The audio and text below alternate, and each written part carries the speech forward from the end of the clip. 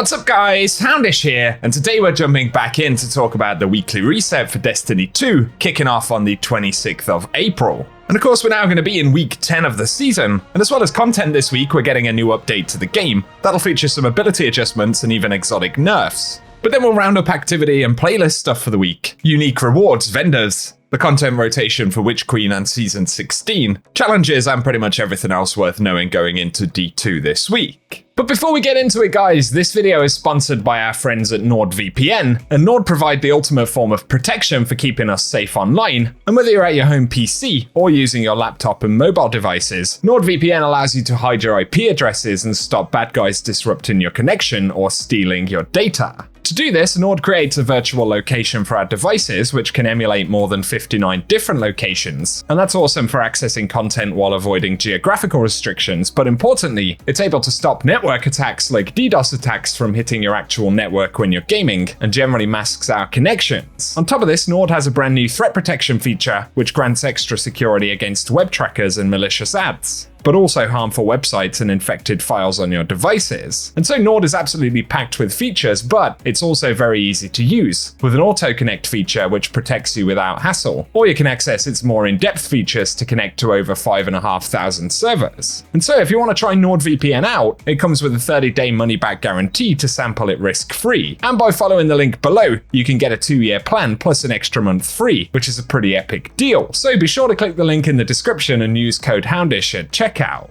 Now though, as we get into Destiny 2, this week we're getting bonus Gambit ranks all week long, so if you need any resets or rewards there, it'll be a good time to jump into the playlist. We're also getting Gambit Labs this week, where we're going to see the Moat Thief variant of Gambit, so Bungie say that normal moat drain from having 2 blockers will be disabled, and instead, every second that an invader is present, 1 moat will drain directly from your bank into the invader's bank. And that's bound to make invaders even more fun, so let us know if you'll be diving into Gambit this week to try that out. But moving over to the Vanguard stuff, and for the featured weekly Nightfall this week, we're going to see Alakul in the Lightblade Strike. And of course, on top of this, Grandmasters are also available, so if you're completing those for the season, we can continue to work towards that stuff. Then finally, for the main playlists, for Crucible, Trials will return on Friday, and the featured Crucible mode for the week will be Clash.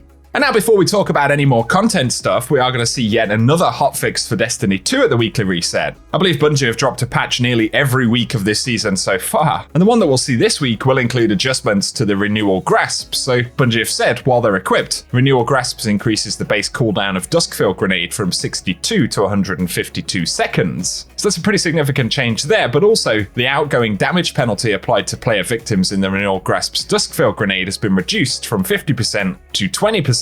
But that does refer only to other players, and damage is unchanged against PvE targets. So that's one of the gear adjustments that we'll see, and let us know your thoughts below. And there are some ability adjustments as well, so Axion Bolt's base cooldown has been increased from 91 to 152 seconds. Another pretty big change there. And then the Titan Barricade's base cooldown when Bastion's Void Aspect is equipped is now 82 seconds, up from 53 seconds. And they say this matches the recharge rate of Warlock Rift. Plus, Offensive Bulwark will now provide 60% less bonus grenade energy regen in PvP, and Whisper of Chains will now provide 15% bonus damage resistance against players when near a stasis crystal, which is down from 25%. But that one once again is unchanged versus PvE targets. So potentially some pretty high impact changes right there for those particular elements, and once again, give us your thoughts below. But I will be sure to keep you posted with additional patch notes when that update drops. Of course, for other content though, the Throne World and Season of the Risen stuff will rotate, including the refresh on Pinnacle drops, the weekly featured campaign mission on Throne World, and of course the raid rotation, encounter challenge, and the master version of the raid, and all of those loot lockouts will refresh as always. Here though, we get on to the final set of weekly challenges for the season. I had mistakenly said that was last week, but right here for week 10, the final challenges include Snuffed Out, and that requires us to defeat the 3 targets in the PsyOps battlegrounds, the Light Stealer, Light Cleanser, and Thronebringer.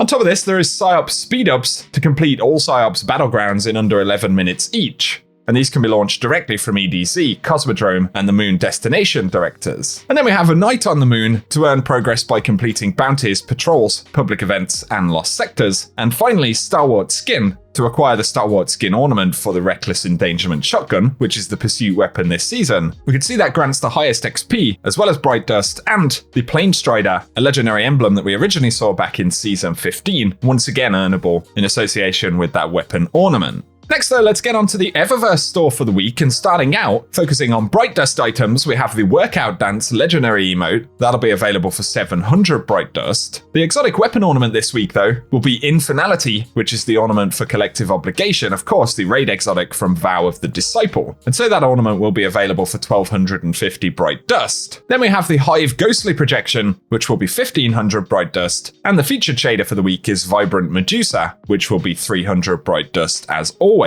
We're also going to see the DIY Forgemaster exotic emote. That'll be 3250 Bright Dust, as well as the Courtyard Celebration legendary emote, which will be 700 Bright Dust. And focusing in a bit more on some of the exotic items, we have the E99 shell, or the Eggshell, for 2850 Bright Dust, as well as the 5P3 AR, or the Spear exotic sparrow right there for 2500 Bright Dust. The featured Universal Armor ornament for the week though will be the helmets from the seasonal set, so that'll be the Abyss Walker mask for hunters, the Desolation Diver helmet for Titans, and the Elect of the Empty Hood for Warlocks. And then we have the Pale Rider exotic ornament right here for the Fourth Horseman, that's 1250 Bright Dust. And finally, the Dato Projection, which will be 1500 Bright Dust this week. And that leaves us with the final couple of content mentions this week, and in the Legends tab, for the Vault of Glass, the challenge mode will be Wait For It, which is Conflux's challenge, and if you complete that on Master Difficulty, Vision of Confluence Adept will be the featured drop. The Ascendant challenge this week is an easy one to find though, and it's going to be the Agonarch Abyss found in the Bay of Drowned Wishes, which is immediately next to the spawn for Dreaming City right here. So if you're looking for the Ascendant challenge for this week, I'll run some gameplay of how to get it started, but otherwise guys, that is everything that we have to speak about in this weekly reset. So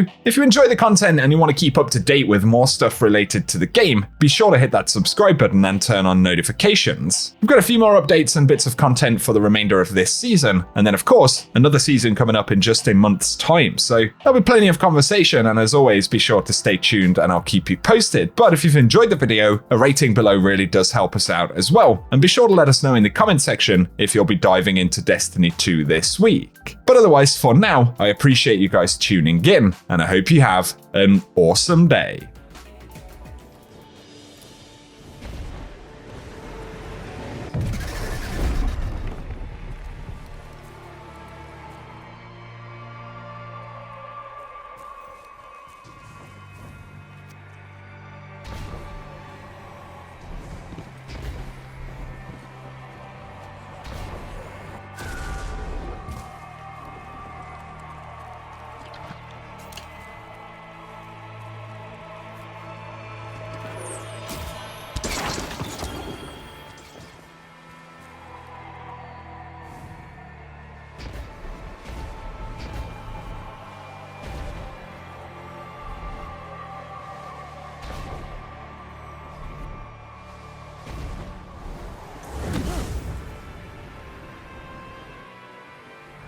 The current.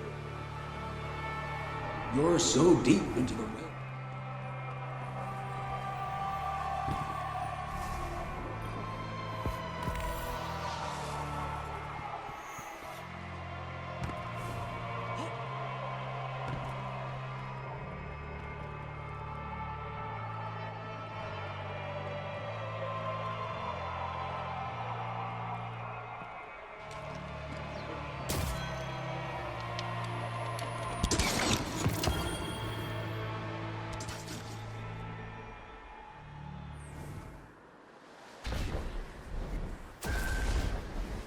Guardian down.